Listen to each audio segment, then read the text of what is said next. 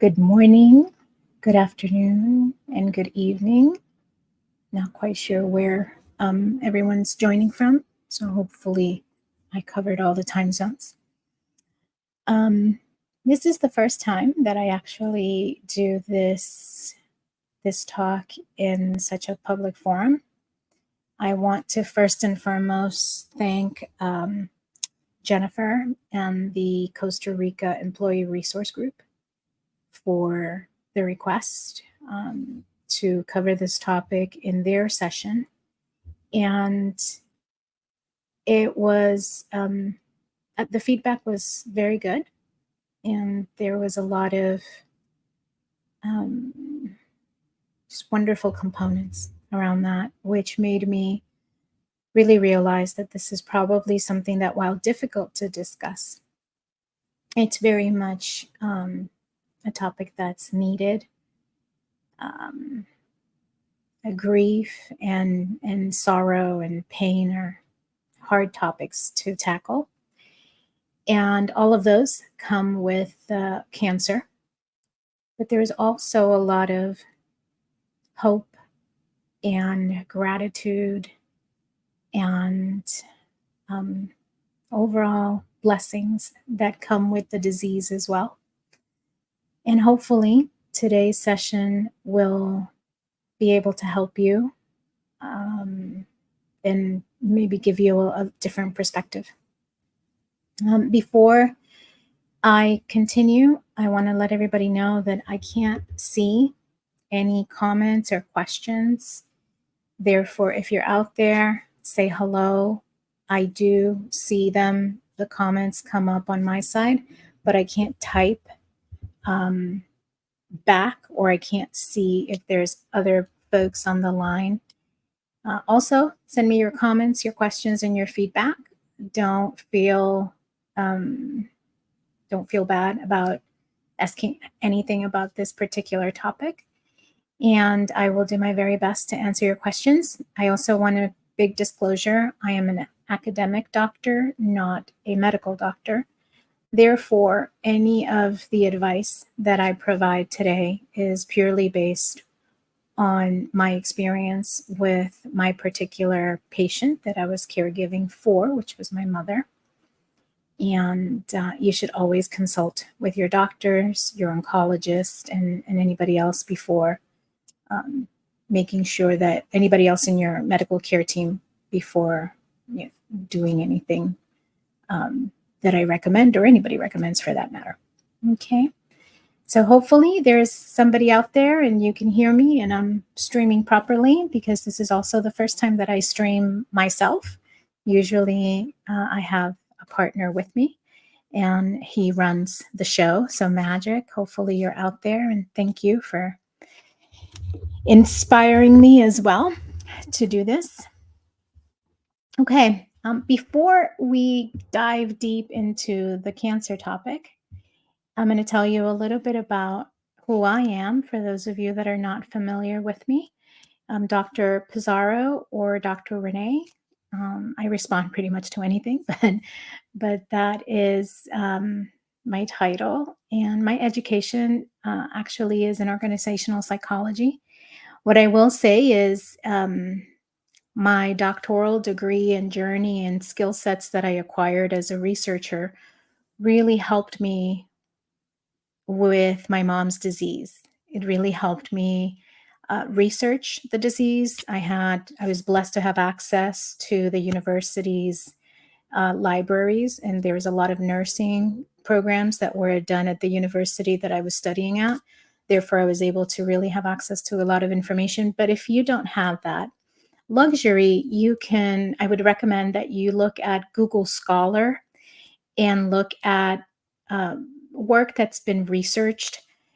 Better yet, don't look at anything. Sometimes in this process, the internet and information that's out there can be more scary than helpful. What I will tell you is when I will talk along the way when my mom first got diagnosed. I reached out to the Pancreatic Cancer Action Network, or PanCan.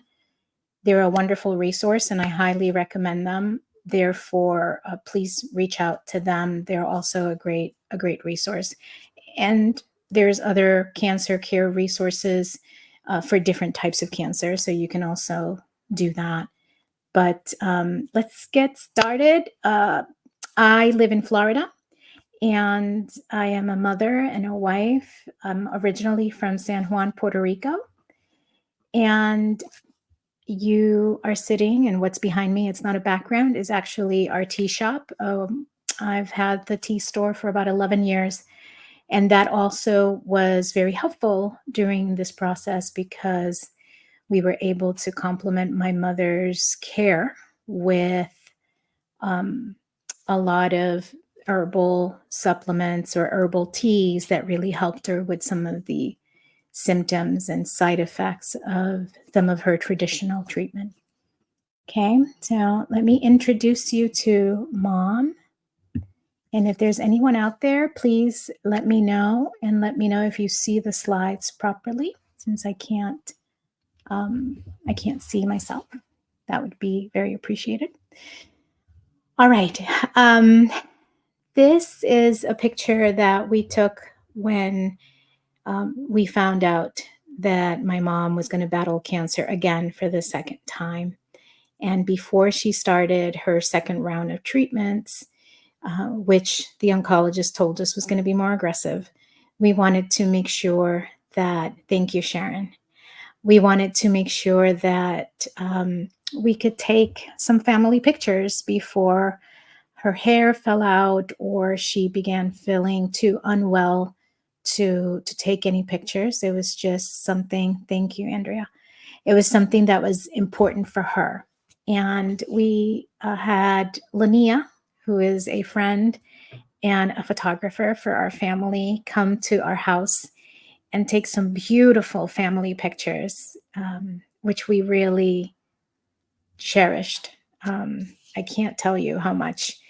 Of course, I took 1,001 pictures from my iPhone, but it was really nice to have some very memorable pictures. And so this one is super special. I actually realized this after the fact. Linnea probably knew what she was talking about, but when I was looking through my mom's pictures for the funeral, this one um, was particularly touching to me because I had to let her go. And that's what the picture represents. And I told myself I wasn't going to cry. But there we go. So here is a little bit of what I wanted to share with you. You know, cancer is a club that we never want to be a part of, and unfortunately, for those of us who have had a loved one, whether it's a friend or a family member diagnosed with cancer, you become part of this community, for better or worse. And honestly, I'm very grateful to a lot of that community because they provided some wonderful answers and support. My mom was actually diagnosed on December of 2017. That was about a year after I lost my father to um, liver disease. And that's important because I actually noticed that my mom had come home from doing Christmas shopping and she was looking very jaundiced. Um, it was quite alarming. I knew she didn't have liver disease for a lot of other reasons, and so we very quickly, hurried to make sure we could find out what was going on. What she didn't tell me is that she had been suffering from back pain and she had other symptoms.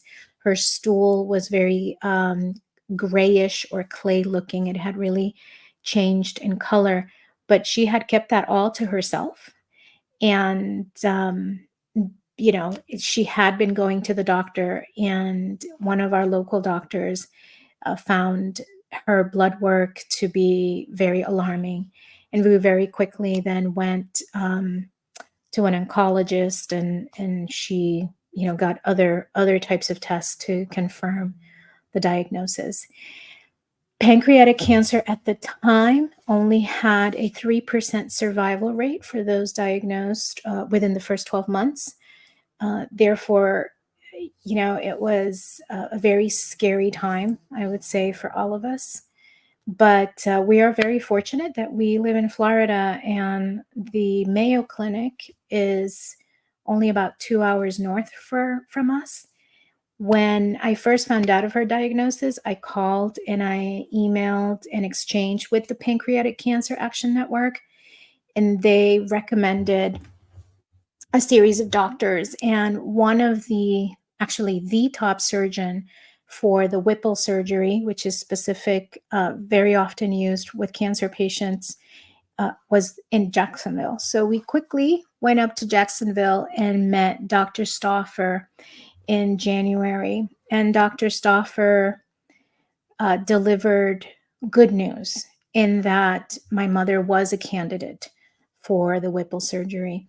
I also came to later learn that only 30% of patients that get diagnosed with pancreatic cancer are eligible for the Whipple surgery. Often it goes undetected, and by the time it is detected, it's too late for surgery for many of the patients. But in this case, the tumor was very encased, and the doctor felt very comfortable that he could excise the tumor with enough margins that she would have a good outcome. But before that, she had 6 rounds of chemotherapy to go through, partly for precaution. He wanted the tumor to shrink as much as possible, to make sure he got the best possible margins, but also the cancer spreads through the body and not necessarily showing up in test and results.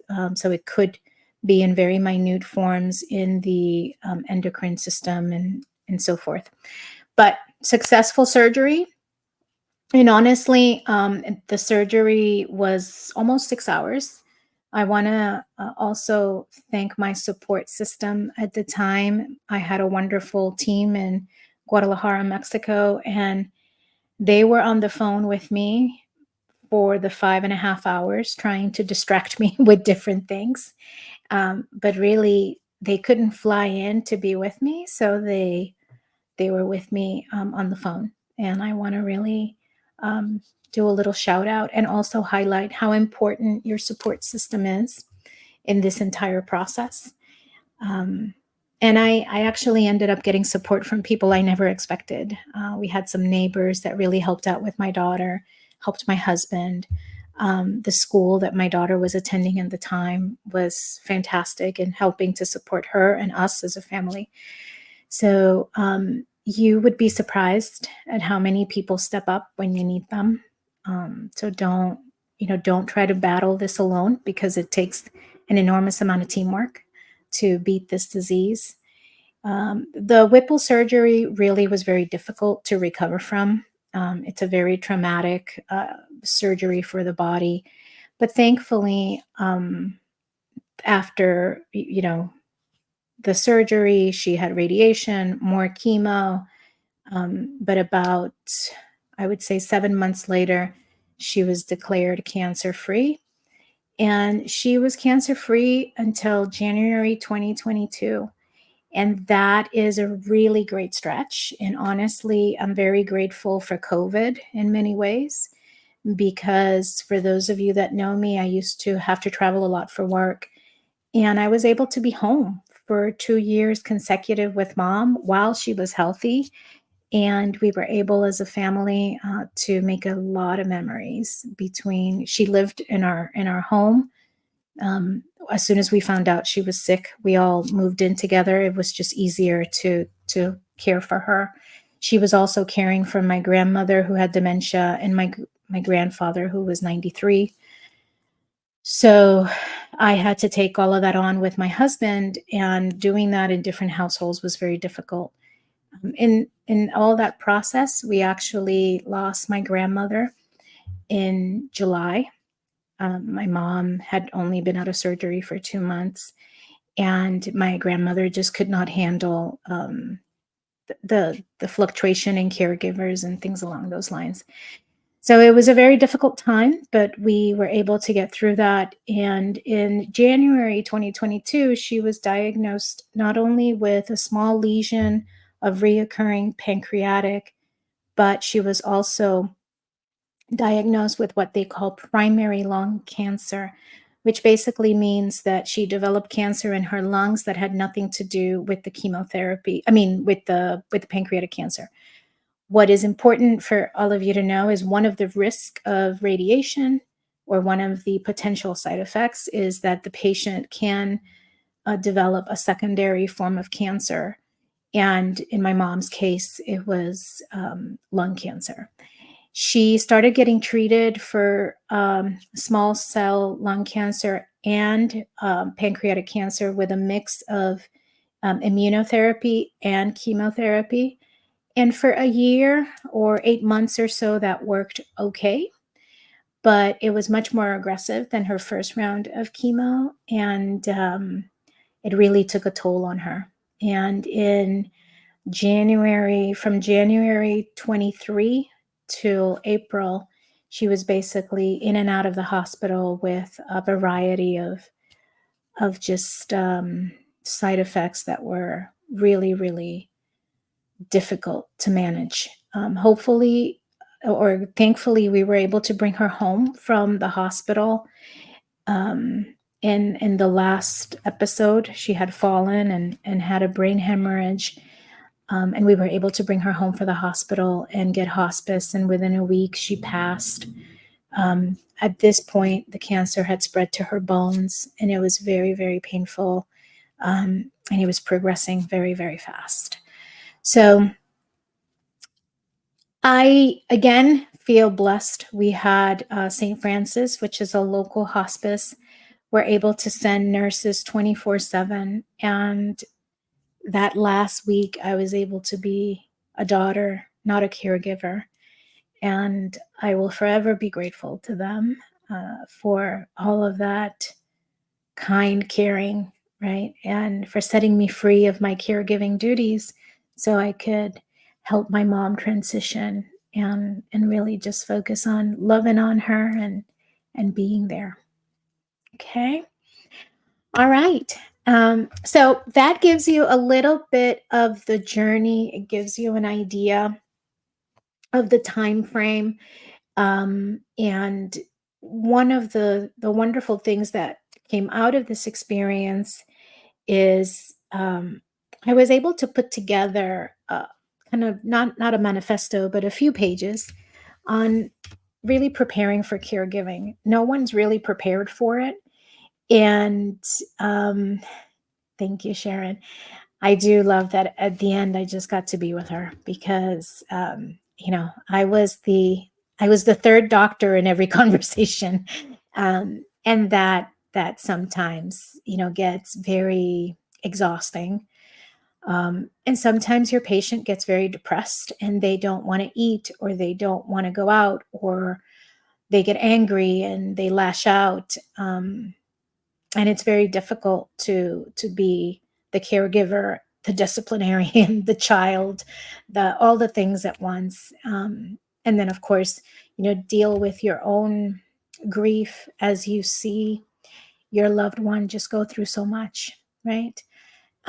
But a way that I found to channel some of that grief into something constructive was really helping other caregivers. I volunteered with the Pancreatic Cancer Action Network to by basically providing my all of my contact information, and they would match me up to other caregivers that had similar situations with their patient, and I would call them and be able to walk through, listen, share advice, and just be there for them when they really needed support.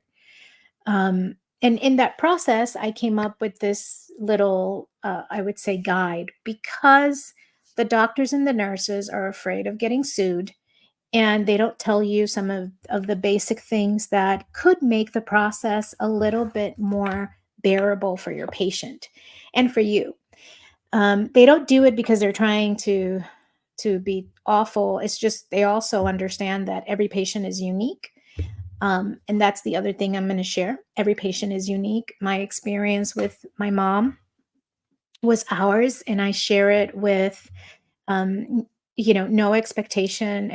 And I want to warn you, your experience will be different. It will be very different.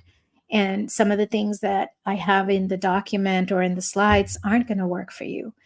Um, and that's okay, right? It's just important that you have a little bit of um, guidance to navigate this dark journey, and hopefully that's what I'll give you today. So I really focus them on a couple of different things, right? Organization, patient comfort, diet, nutrition, and of course tips for the soul. I cannot stress enough how important um, attitude, mindset is to this entire process. Your body hears what you tell it. So if you're in a state where you're very negative and you're constantly playing the death tune over and over and over in your head as a patient or a caregiver or someone who's trying to provide support, we had to talk to a lot of our family members and even kind of ban them from the house because they could only talk about, oh my God, all the negative things, and we just couldn't have that around her. That was another thing. We had to protect her mental well-being and what she was exposed to and what kind of attitude and people she was exposed to. So those are all things that we tried to work through. I'm going to make this big full screen because I know that there we go. The font is small. There is an enormous amount of information that you have to handle all of a sudden, and um, partly because I'm a little bit of a control freak, but also because your patient is going through a lot of different things and emotions and fear, which can be paralyzing. It is important to have someone that kind of takes over for them and allows them to just focus on healing. And one of the things that, at least in the US, is unfortunate, our medical system is not as connected as it should be. Ideally, you would have all the doctors in the same network. They could instantly see all the results of everything, and everyone's going to be on the same page. Unfortunately, that's not the case. And I became kind of the quarterback of this wonderful team that was trying to help me keep my mom alive. We had an outstanding oncologist, Dr. Ross, whom I love and adore, and all of his nursing staff as well. They did a great job of really working with the radiologist, but there's a lot of other people that are not in that network. And they also did a great job working with the surgeons at Mayo. Um, and at this point, you have a lot of different people in the mix. But there are some people that you don't even think about, right? You don't think about the dentist who needs to really know that your patient is on chemo because the treatment changes. I highly recommend that you have a psychologist or a psychiatrist or both. You would probably, my mom needed a speech therapist and an occupational therapist after the Whipple surgery to really help her with her rehab. And these were all people that came to the house that wouldn't necessarily talk to the oncologist or the surgeon. Therefore, I was kind of Grand Central Station, right? I kind of spoke to everybody, knew everyone, and was able to coordinate care across the board. That also meant that I needed to make sure I had all the medications, all of the therapies, everything well documented, all the test results, all the vitals, and it can be really overwhelming. For me, I'm a big fan of binders and Excel. So I had Excel spreadsheets with a lot of data, and I also had a wonderful binder with lots of tabs that I carried with me everywhere. All of the binders and things, because you could use a regular binder, but because of the way you get test results and things like that, those binders that they use in the hospital where you kind of open, or the doctor's office where you open them kind of this way and they're a little bit extra long. Amazon.com. it's a lifesaver. It has all of those types of things for you. And really, actually, if you're interested, you can send me a direct message. I have a shopping list for all of these, for the organizing, for the comfort, even for the soul tips, with links on where you can get all of the different things. One of the things that was really important was keeping track of vitals, so weight and body temperature, blood pressure, and you can get all of those the cuffs and the weights, and you can get all sorts of things, sometimes for free if your patient is on Medicaid or Medicaid. Sometimes even the supplemental plans that they have can ship you all those things. So make sure that you check before you go spending money, because you might be able to benefit from things that they give you. Feel free to pop in any questions as I go along. And the next one is really for keeping your patient comfortable. Um, Chemotherapy really destroys a lot of things in your body. And what it destroys for the patient too, very commonly, is their ability to regulate their body temperature. We had a little space heater for my mom. Of course, um, I was in the bathroom. You kind of really shouldn't leave your patient unattended. Chemo makes them very weak. So I got her a little thing to sit in the shower, one of those shower benches. And so she sat instead of standing, even if she didn't feel weak. But you want to make sure, you have to expect that they're going to feel weak and that they can't stand up for a whole lot of time. And then when they come out to get dry, that's why we use the little space heater. We had tons of blankets, tons of little things for the head, socks with the grippy bottoms, with the little plastic bottoms, so that the patient doesn't slip and get hurt. And then also heating and cooling pads that you can put in the refrigerator or in the freezer or in the microwave. Sometimes heating is important because the chemo can create fluid accumulation in the joints, and the patient will suffer from some joint swelling. And you want to make sure that you have some things at home that you can elevate their legs, so special, or a bunch of pillows, or things to make them comfortable as you kind of work through some of the side effects. Usually, not always, but usually patients with cancer that needs a chemotherapy for a long time will get something called a port, an infusion port that they put close to the clavicle. It's really a line that's attached to the aorta, so that they don't have to be pinching their veins constantly, right, through all the different treatments. If your patient does get a port, there is numbing cream that you want to make sure your patient gets in the port site about 30 minutes before their infusions. Keep in mind that your patient is going through an enormous amount of pain of different shapes, sizes, ways. So any little thing that you can do to make them comfortable and spare them any more discomfort is really, really appreciated. And really, treatment for chemotherapy and cancer has come a long way. There's a lot of immunotherapies and immune support type of treatments. For example, Neulasta is a white blood cell count. It helps with the immune system, something that my mom got after every chemo treatment, and a lot of patients did as well. It's also something that you have to discuss very much with your oncologist, because it's not right for every patient. The other thing is Neulasta and a lot of these other drugs are very, very expensive. And generally in the oncologist office, you're going to have someone, usually a social worker, that can work with the drug companies to discount or put your patient in a grant, so they don't have to incur in all these medical bills with these drugs and treatments. My mom also had a grant when she was having her immunotherapy for her lung cancer. So make sure you ask all these questions and you look into all of these things. It can be very expensive, very fast. My mom's Whipple surgery and stay at the hospital for 10 days was upwards of $1 million in terms of the billing. And then the insurance company and the hospital work on all these discounts and different things.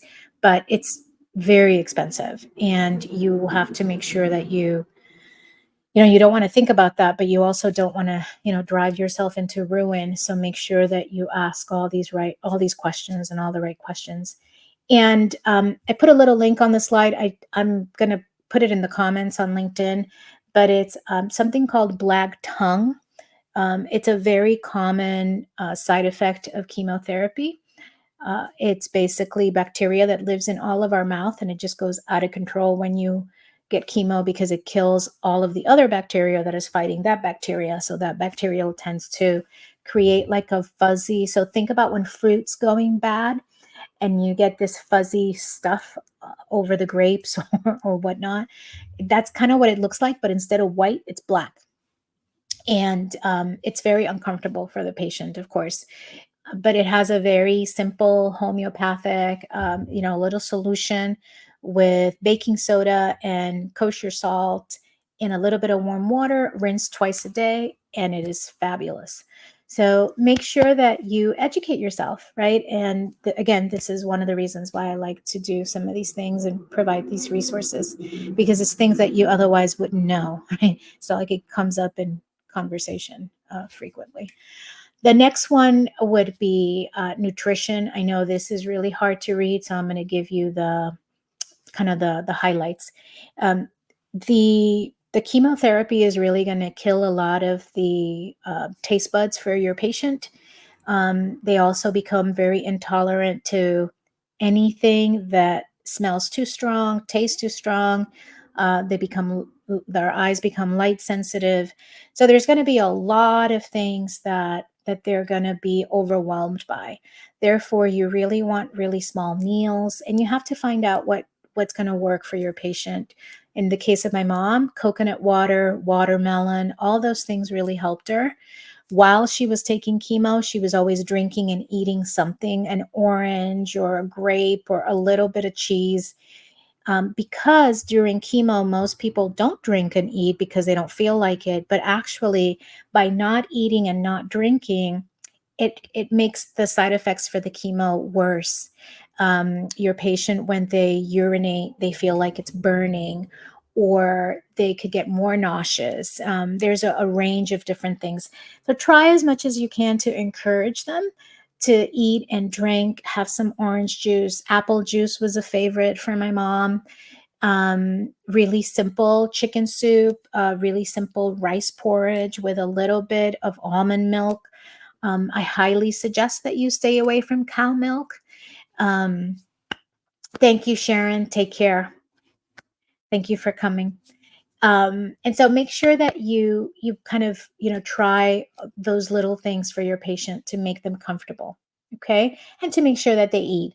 They're not going to eat a lot, so don't be expecting that they're going to have a 5-course meal, but certainly try to make sure you have a lot of trial and error. Another favorite for me is the vegan protein from Arbonne. And that one, I would give her with ice cream, and I would just kind of do like a little ice cream shake. And that was fantastic. She loved Haagen-Dazs ice cream, which again, it's a cow protein, but you take what you can take, right? And last but not least is the soul tips. Please make sure that you um, just surround yourself with positive messages and people that are going to lift you up and help you. Um, a little meditation never hurts, right? For you as the caregiver, make sure you have a support system and someone that you can laugh with or cry with or scream or do what you need to with that person or on your own. But again, I was blessed with a great support system and my spouse and my friends. And, I had a lot of loved ones that really just helped to lift me up. And that's important. Um, in terms of the relationship with your patient, make sure you don't leave anything unsaid. Treatment can bring about side effects where you could lose your patient at any moment, and you don't have any promise tomorrow or later. One of the things that I always share with everyone is it's not one day at a time, is one breath at a time, because you don't know when your patient's last breath is going to be. So make sure you're making the most out of it, that you say all the things you want to say, you forgive all the things you want to forgive or need to forgive. And just make sure um that you really just make the most of every second, because you just don't know, right? Last but not least, I get this question a lot around, gosh, Renee, weren't you afraid? Or, yeah, I was afraid, right? But this is a quote. I forgot to put the person who said it, and I can't remember it right now. But courage does not mean you're not afraid. It just means you don't let the fear stop you. I had a little mantra in my head that I also shared with my mom is do it afraid, do it afraid, do it afraid. Um, it's a scary journey, but you know, staying still is not an option, and giving in was, at least for us, it wasn't an option. As long as she wanted to fight, I was going to fight with her. So, make sure that you understand that yes, you're going to be afraid, but don't let that fear paralyze you. And with that, that's my last slide. I am happy to share and you know uh, answer any questions. Okay, so Zhao, how are you? Living it with my dad. Some of the things are being done and some are not. We'll try those. Yeah. And what I'll do, Zhao, is I'll send you the entire Word document over direct messaging, so that you have the links in Amazon. And I know you're in Brazil, but I think you're in Brazil. And I want to make sure you have some of the links and so forth. What about patients that opt out of chemo? How do you manage their nutrition? Okay. He's lacking appetite. Okay. Everything tastes bitter. Yes. So Gerard, um, it's interesting. I have this conversation a lot. Um, I think it's important to make sure you're in Portugal, Joe. Yes. Um, Gerard, it's important to make sure that you respect their choice, which you are, and that you support them in their journey. One thing that I wish I would have done for my mom earlier on, in Florida, medical marijuana is legal. And I wish I would have put her on the gummies or the the edibles much earlier than I did. It really helps to take away some of that bitterness, and it really helps to wake up their appetite again. So if you haven't tried that, and there's many different types of marijuana. Again, this is not the medical marijuana that you smoke or gets you high. This is really the one they take out all that stuff, and then they although it's not a bad idea, right? Give them some, because it helps with the anxiety as well. So you can try different variants. So don't give up if you've already tried one variant and it doesn't work. I'm in tea shop, and I deal with a lot of herbs and so forth. And certain herbs are going to be better for some people. Um, nettle, Gerard, nettle tea, which I wish I had close to me, but nettle tea is also a great tea for a couple of reasons. It helps with um, the iron deficiency that your patient will eventually generate because they're not eating enough beef or not getting protein. So the nettle leaf and tea, and if you're going to do a tea or you're going to do some form of edible from the medical marijuana, you need to do that 3 or 4 times a day, okay? Because it's like a vitamin, and you really need to do it. Okay, so you're in those places where it's capital punishment. Okay, so you can use nettle, you can use guarana, which is from Brazil. It's a Brazilian nut that is legal, and it's used very much in chocolate. What I'll do is I'll um, direct message you, Gerard, with some of the herbs that um, are not marijuana that might be able to help. And there's a few of them. There's also yerba mate from Argentina. Usually the Argentinians will take the yerba mate. There's a roasted version of it that also is quite good for kind of waking up that appetite. It doesn't taste very good when you drink it, but it's very. You can mix it with a couple of other herbs like chamomile or lavender, and it would be good. So I'll direct message you with some of those things that might help wake up the appetite. Okay. All right. Let's see. Other questions. Other questions. I'm here for you guys. So, or comments.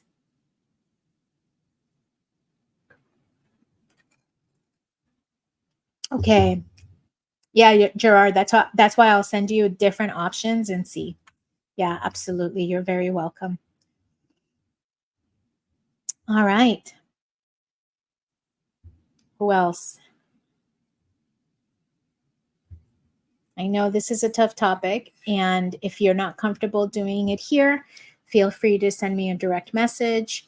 If you want to talk, I have a little on my LinkedIn profile. You have a little bit of a link that you can book an appointment for 30 minutes and we can talk. Palliative care. God bless those people.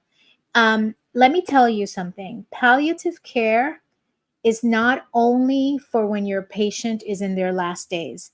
My grandfather died at home at 96, and we had palliative care for him for 2 years at home. And it was really just about making him comfortable. And he would get a pastor that would come in and talk to him once a week, a nurse that would come in and check on his vitals. In the case of my mom, we had palliative care twice. Once after the Whipple, and once when she decided that her end of life was near. So I would tell you that don't be afraid of it. Really use the palliative care early, right? Because if you wait by the time that they're close to really passing, it first of all, you're rushed, and you don't get the most out of that, honestly. I've dealt with a couple of different palliative care providers here in Florida, three different ones actually, and they've all been wonderful. And that's the one thing I would say: do it now. Don't wait. Right? If your patient has already been diagnosed, and they might be having trouble with bowel movements, with you might need Pampers because they may not be able to hold, even control their bladder. So there's a lot of things that palliative care can help with, and you really should do that sooner rather than later. And it is hard, but they're a blessing. Let me tell you, adding them into the team to help you is an absolute blessing. Now, in some cases, you might need to move them to a palliative care facility. We had to do that with my grandmother. And I was sad that she wasn't at home, but I was able to be in the room with her. My mom was already battling cancer, so she couldn't do it. So I would stay with my grandmother. I would work at home and be with mom during the day and my daughter, and then at night I would go visit with my grandmother and stay with her. The center was about 10 minutes from the house, and I would go stay with my grandmother at the palliative care center until she passed. So there's different alternatives, right? So it is hard, but you should definitely do it. Okay. Let's see, who else? What are other things that I can tell you that were very helpful? Um, Keep your patient focused on as many positive things as you can. I had my mom do a vision board.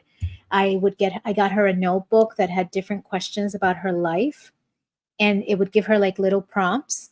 So she left us this beautiful notebook with all of these different little data points that we didn't know about her life. Um, and most important, and I didn't get to do this with my dad. Um, she hand wrote everything, and I value those notes and seeing her handwriting because she's no longer around to write anything. And I didn't get that from to do that with my dad, and I miss it so much. I wish I had something handwritten by him. So when it was my mom's turn and my grandmother and my grandfather, we did keep some of those things. My grandfather and my grandmother didn't have they only had a third grade education, so they probably left school when they were 10 or 12, and they didn't write very well. But and my grandfather didn't write a lot. What he would do, he would draw and doodle, and I treasure those drawers and those drawings and those doodles like you wouldn't know. I have these little boxes that I keep all of the mementos from them. So, make sure you do some of those things for you or for your children who may want to know someday about their past and their grandparents or great grandparents.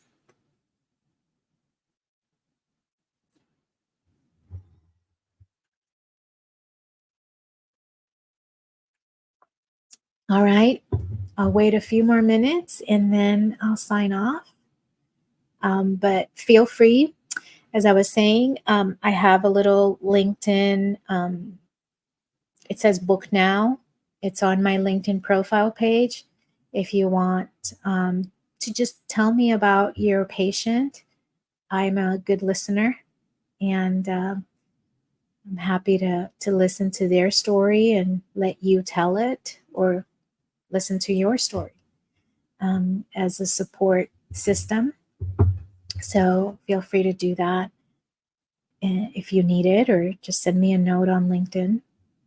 It's the fastest way probably to get a hold of me.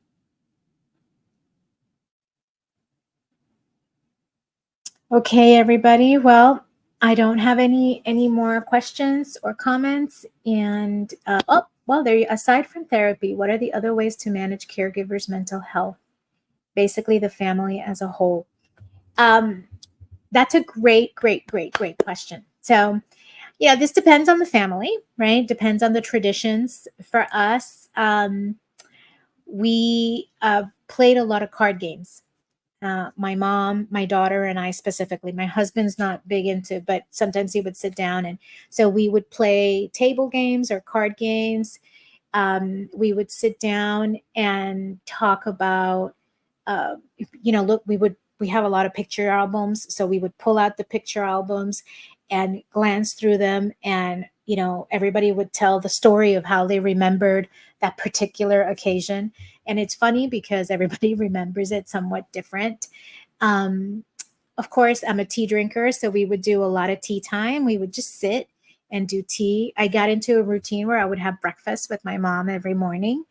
And if she wasn't in the mood for breakfast, I would just, I would eat and she would sit and read the newspaper or just chat.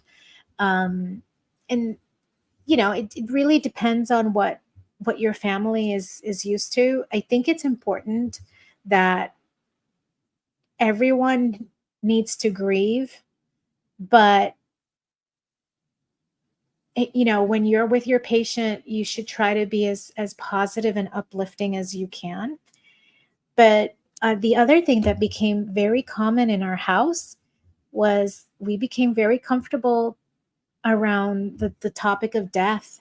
My mom picked out her own funeral arrangements, everything, and she was very comfortable with, because she knew. And she wasn't comfortable the first time, but the more and more we talked about it and normalized it, the more she felt in control. And I think that's important because cancer takes away a lot of control. And when you can then take back as the patient a little bit of the control, that feels good, right? So it was painful for me to hear and to see her pick out, where she wanted her remains to be kept. And but but it was what she needed, right? And I had to put some of my own feelings sometimes aside to just support her through that process. And I think it's important. And you're human, and you're going to go through some anger, and you're going to go through some things. My brother and I had very different ways of dealing with my mother's death, and he was very much in denial, and for a while he needed that. And that's, you kind of really have to understand boundaries and respect everybody's decisions. So it's a very tricky time because everyone's nerves and emotion are very hyped up. We would celebrate birthdays and Christmases and things ahead of time if we needed to, right? If there was a procedure or something. So we would do our celebrations kind of before. It was always Christmas. It was always, we never waited to say I love you or happy birthday, or it was like, great, you made it another day. Right? Never mind another year. So it's those types of things that worked for us. So really sit down and think about what what what works for you. The other thing I did for my mom is I gave her a little gratitude journal, and she would, one thing a day, she would put in the afternoon, one in the evening before she kind of went to bed. What was the one thing she was grateful for that day, right? So those are some of the things we did to keep her kind of comfortable. Zhao is sharing. Okay, we get the family together for a mandatory Sunday lunch. Oh, I love that. And I am with them every Tuesday and Thursday. And the result is great. Even because my mom also needed some space. Yep. And time to go out and see the sun and breathe. Yes. So I replace her for these 2 days in the week. And the other days we have people going to the house to help. So the house always has people, and it's very important to maintain a normal routine. Zhao, that is fantastic advice. That is excellent. And again, important that you have such a great support system. We had people from the church come. We had different neighbors. So yes, everybody wants to help, but people just don't know how. So don't be afraid to ask them to, hey, come sit with mom or with grandpa or with dad for a little while, play dominoes, whatever it is that they like to do. Yeah. And giving the primary caregiver time to go breathe, like Zhao, like you are doing for your mom, it is very important, because as a caregiver, you get overwhelmed. I would take our dog for a walk, and that was my time by myself, no phones, no nothing, just me and the dog. And I would do that, every day, or morning or afternoon. And that was important for me, for my mental health. So Gerard, there's a lot of little things, right? And I think there's no one right or wrong thing. It's just ideas that you might want to, take on. Excellent. Thank you, Jill, for adding that. That's beautiful. Thank you. I love the Sunday lunch. Yeah.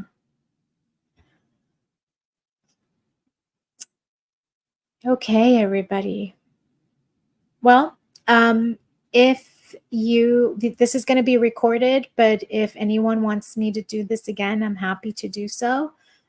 Just send me a message, or any way you want to communicate with me, usually through LinkedIn, and I'll be happy to kind of connect, if not one-on-one, but then also in this forum. Okay. I hope it was helpful. Please remember to replace the fear with hope, and replace it with faith, whatever faith you might have, right? Because it is unfortunately a part of life, and it's a difficult time, but there are ways to get through it. Okay. I wish everyone the best, and I'll talk to everyone again sometime. Take care. Bye.